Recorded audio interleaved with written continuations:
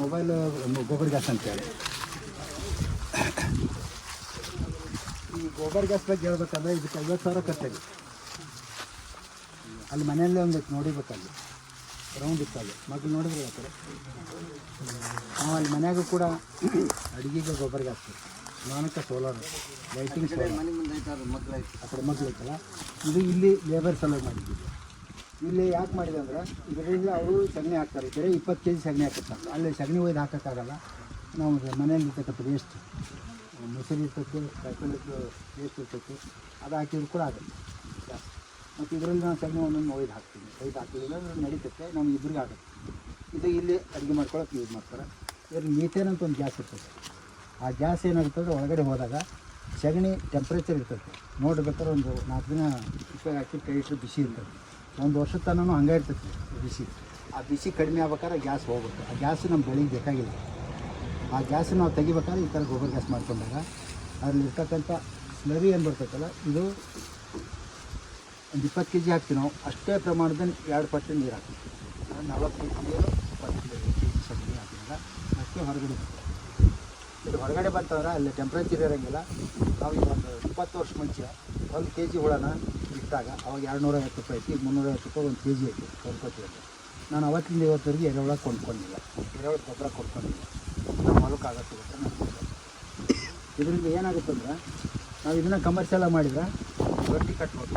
ಕೈಯಿಂದ ಒಂದು ಕಾಳು ಇಡ್ಬೋದು, ಅದಕ್ಕೆಲ್ಲ ಮೆಷನ್ ಮಾಡಿ ಅದರಿಂದ ಏನಕ್ಕಲ್ಲ ಮೊಬೈಲಿಗೆ ಕೊಟ್ಟರೆ ಈಗ ಬಂದು ನಾವು ಕಮರ್ಷಿಯಲ್ ಮಾಡಿಲ್ಲ. ಇಲ್ಲಿ ನಮ್ಮ ಸ್ವಂತಕ್ಕೆ ಬೇಕಾದಷ್ಟು ಮಾಡ್ಕೊತೀನಿ. ಇಲ್ಲಿ ಎರೆಹುಳ ಹೆಂಗಲ್ಲ ಅಂದ್ರೆ ಗ್ಯಾಸ್ ಎಷ್ಟು ಕಡಿಸಾಗುತ್ತೆ ಗ್ಯಾಸ್ ಎಷ್ಟು ಕಡಿಸಾಗುತ್ತೆ ನೀವು ಎಷ್ಟು ಕಡಿಮೆ ಹಾಕ್ತೀರ ಅಷ್ಟು ನಾವು 20 kg ಹಾಕ್ತೀನಿ. ಒಂದು ಚಂಬಿಗೆ ಆಗುತ್ತೆ 3 ಕ್ಯೂಬಿಕ್ ಮೀಟ್ರ್. 3 ಕ್ಯೂಬಿಕ್ ಮೀಟ್ರ್ ಅಷ್ಟೇ ಸೀಮಿತವಲ್ಲ. 300 ಕ್ಯೂಬಿಕ್ ಮೀಟ್ರ್ ಮಾಡ್ಬೋದು. 300 ಕ್ಯೂಬಿಕ್ ಮೀಟ್ರ್ ಇದ್ದರೆ ಒಂದು 10 ಮೋಟ್ರಿಗೆ ಚಾಲು ಮಾಡ್ಬೋದು. 10 ಜನರೇಟರ್ ಚಾಲು ಮಾಡ್ಬೋದು. ಜನರೇಟರ್ ಚಾಲು ಮಾಡಿದಂದ್ರೆ ಅದು ಮತ್ತೆ ಕಾಂಪ್ರೆಸ್ ಮಾಡಿ ಬಾಟ್ಲಿಂಗ್ ಮಾಡ್ಬೋದು. ಗೋಬರ್ ಗ್ಯಾಸ್ನಿಂದ ಏನು ಬೇಕಾದ್ರೂ ಮಾಡ್ಬೋದು. ಇಲ್ಲ ಸರ್, ಈಗ ಕೆಲವೊಂದು ಡ್ರಮ್ಮಲ್ಲಿ ಮಾಡಿದ್ದಾರೆ.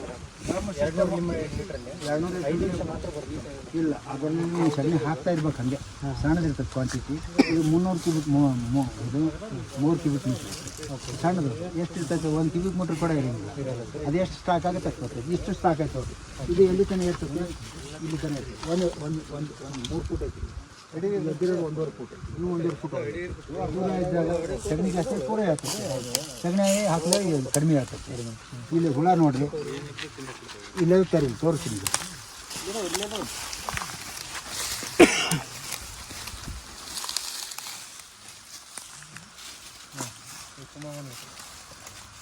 ಈ ಹುಳುಗಳು ನಾವು 20 ವರ್ಷ ಮುಂಚೆ ನಾನು ಬಿಟ್ಟಿದ್ದೆ 2 kg. ಪ್ರತಿ 3 ತಿಂಗಳು 1 ಕ್ವಿಂಟಲ್ ಹುಳ ಆಗುತ್ತೆ. 1 ಕ್ವಿಂಟಲ್ ಹುಳ ಮಾರಿದ್ರೆ 35,000 ರೂಪಾಯಿ ಆಗುತ್ತೆ. 2 ಟನ್ ಗೊಬ್ಬರ ಆಗುತ್ತೆ. 20,000 ರೂಪಾಯಿ ಗೊಬ್ಬರ ಆಗುತ್ತೆ. ಒಂದು 3 ತಿಂಗಳಿಗೆ ಒಂದು ಸರಿ ತೆಗೆದ್ರೆ 50,000 ರೂಪಾಯಿ ಆಗುತ್ತೆ. ಗ್ಯಾಸಿನ ಬಿಟ್ಟು 3 ಸರಿ ತೆಗಿತೀನಿ ಅಂದ್ರೆ 1.5 ಲಕ್ಷ ಆಯಿತು. ಇಲ್ಲಿ 1.5 ಲಕ್ಷ, ಅಲ್ಲಿ 1.5 ಲಕ್ಷ, 3 ಲಕ್ಷ ಬೇರೆ. 20 kg 20 kg 4 kg ಸಗಣಿಯಾಗುತ್ತೆ. ನಾವು ಕಮರ್ಷಿಯಲ್ ಮಾಡಿದ್ರೆ ಇದನ್ನೇ ಏನೈತಲ್ಲ ಈ ರಾಡಿ ನಮ್ಮ ಹೊರಗಡೆ ಬರ್ತೈತೆ ಅದನ್ನ ತೊಗೊಂಡೋಗಿ ಅಲ್ಲಿ ಹಾಕಬೇಕು. ಅದನ್ನೇನೈತೆ ಸಾಣಿಸ್ಬೇಕು. ಹುಳ ಎಲ್ಲ ತಕ್ಕೋಬೇಕು. ನಾವು ಹುಳ ಸಹಿತ ಹೊಲಕ್ಕೆ ಹಾಕ್ತೀನಿ. ನಾನು ಹುಳ ಸಹಿತ ಹೊಲಕ್ಕೆ ಹಾಕ್ತೀನಿ. ಗೊಬ್ಬರನೂ ಅದು ಗೊಬ್ಬರದಾಗ ಹುಳ ಇರ್ತೈತಿ. ಅವಾಗ ಏನಾಗುತ್ತಂದ್ರೆ ನಾವು ಈಗೇನೋ ನೀವು ತಪ್ಪು ಮಾಡ್ತಿಲ್ಲ ಅದನ್ನು ಅಲ್ಲಿ ಹೇಳ್ತೀನಿ. ನಾನು ಭತ್ತದ ಹುಡ್ತೀವಿ ಹೋದರೆ ಮೆಕ್ಕೆಜೋಳದ್ದು ದಂಟು ಸುಡ್ತೀವಿ, ಸೂರ್ಯಕಾಂತಿ ದಂಟು ಸುಡ್ತೀವಿ. ಹೊಲಕ್ಕೆ ಬೆಂಕಿ ಹಚ್ಚಿ ನೀವೇನು ಬೆಳಿತೀರಿ? ನನ್ನ ಪ್ರಶ್ನೆ ಇದು. ನೀವು ಉತ್ತರ ಕೊಡ್ಬೇಕು ನನಗೆ. ನನ್ನ ಪ್ರಶ್ನೆ ನಿಮಗೆ, ನಿಮ್ಮ ಪ್ರಶ್ನೆ ನನಗೆ ಕೊಡ್ರಿ.